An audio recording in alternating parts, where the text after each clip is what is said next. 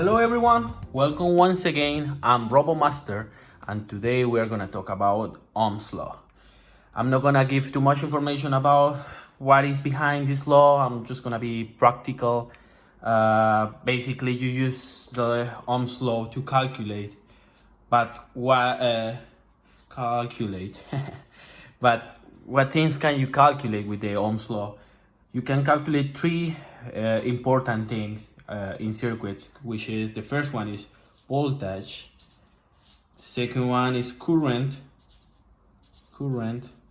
and the final one is the resistance. So for voltage, you will have a V. For current, you will have an I. I don't know why it's an I. It doesn't make sense even in Spanish, so it's just I. And resistance is called ohms, but it's represented by a sigma symbol. Well, I did it wrong, so something like this. So how can you use the Ohm's law? Well, that is why I have this triangle here. First of all, we are gonna fill this triangle, and then with this shape, you will be able to calculate any of these three parts of a circuit, you know.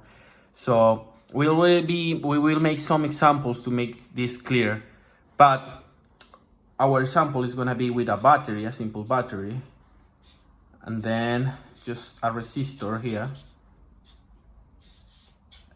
to try all the things. So as you know, we have voltage for the battery, we have the resistance for the resistor, and we have the current circulating through the circuit.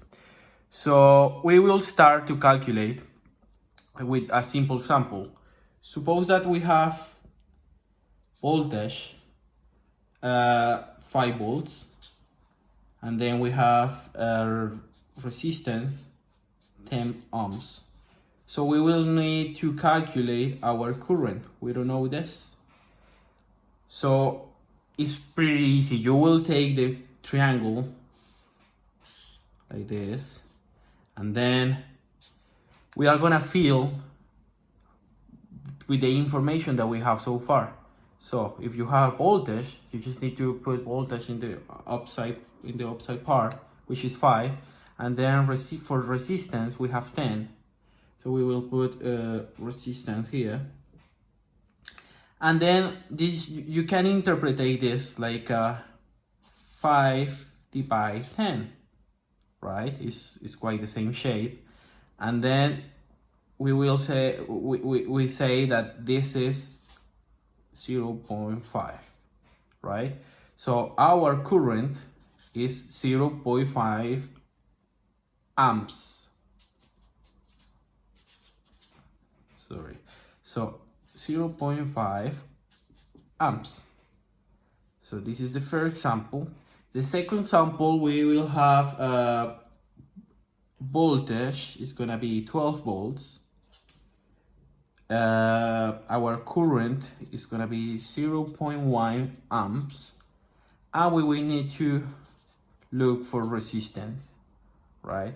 So we will do the same procedure here. We have voltage 12, we have current 0.1, and this is equivalent to 12 divided 0.1, which is 120 ohms, right? So, and finally, we will calculate our voltage.